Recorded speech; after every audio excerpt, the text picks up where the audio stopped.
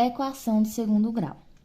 Como que eu identifico uma equação por ser do segundo grau? Bom, equação, temos sempre uma igualdade, né? Observe que esses exemplos sempre traz uma igualdade, então é uma equação.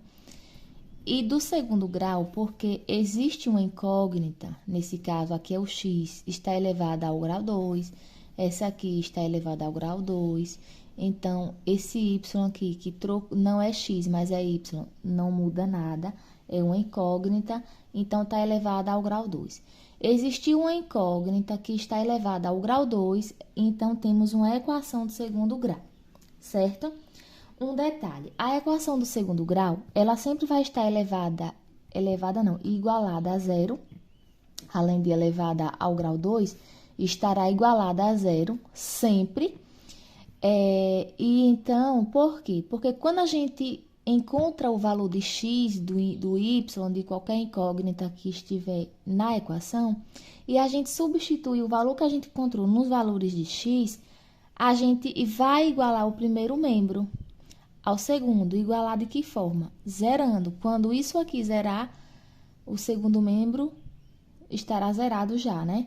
Então, é o que prova que a equação é uma equação verdadeira, certo?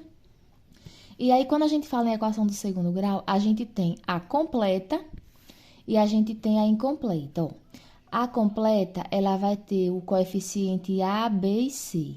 A incompleta pode estar faltando ou o B, que nesse caso aqui está faltando o B, e nesse caso aqui está faltando o C. Eu vou mostrar o passo e vocês irão entender. Primeira informação é o seguinte, a equação ela é escrita dessa forma.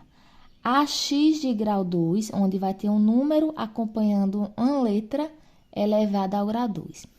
Vai ter outro número acompanhando apenas a letra, e essa letra não vai estar elevada ao grau 2, nesse caso aqui está elevado ao grau 1. E vai ter uma letra que fica sozinha, que é chamado de termo independente. Então, quando a gente encontra uma equação, o primeiro passo é determinar os coeficientes da equação, que é o A, o B e o C.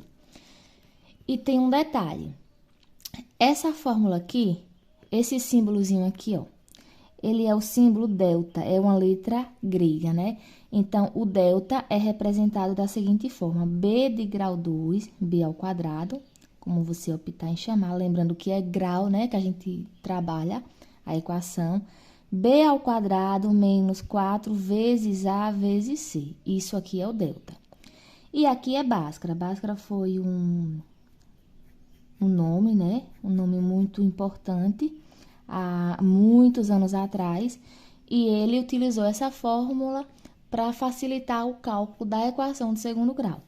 E a fórmula é o seguinte, menos b mais ou menos raiz de delta sobre 2 vezes a.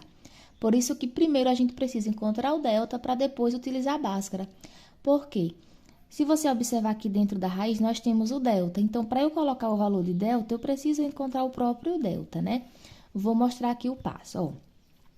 Primeiro, vamos encontrar os coeficientes, que é o A, o B e o C. Encontrando os coeficientes, vamos lá. O A vai ser o número que está junto com a letra elevada ao grau 2. A única letra que está elevada ao grau 2 é o x de grau 2. Então, quando o x está sozinho, ele é 1, né? Imagine que aqui tem o 1, que fica invisível. Então, o A, que é o número que está com a letra elevada ao grau 2, o A vale 1. Quem é o B? O B é sempre o número que está só com a letra, e a letra não está elevada ao grau 2, está elevada ao grau 1, né? Vamos chamar de letra sozinha, para facilitar. Então, quem é o número que está só com a letra aqui? Nesse caso, é o 4, né? Então, o B vai ser o 4, se ele for positivo, é positivo, se for negativo, coloca o sinalzinho, né? Porque o sinal acompanha o número. E o C, que é o termo independente, é o número que não depende de outra letra, ele fica só. Então, quem é o número que está sozinho aqui, que não tem letra acompanhando? O menos 12, então, eu preciso colocar menos 12. Então, encontrei os coeficientes, que foi o primeiro passo, certo?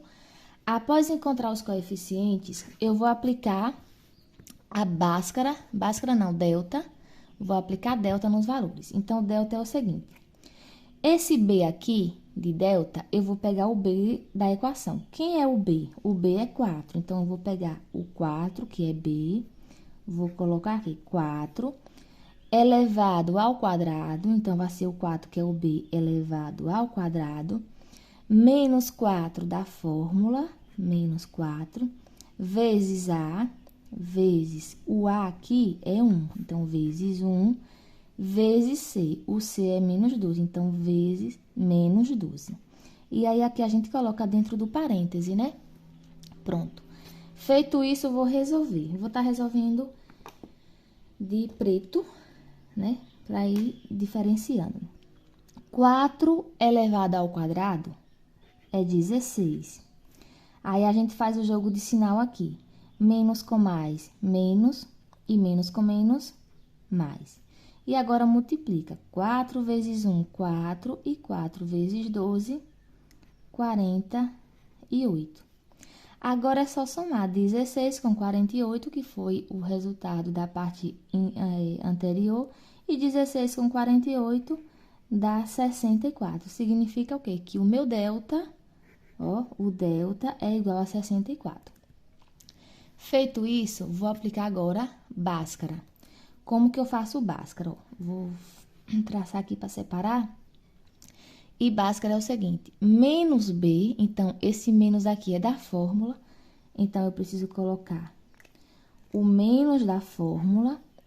O B é quem? B agora é 4, né? Então, volta para o B. Menos da fórmula, B é 4. Mais ou menos, coloca, mais ou menos, raiz de delta.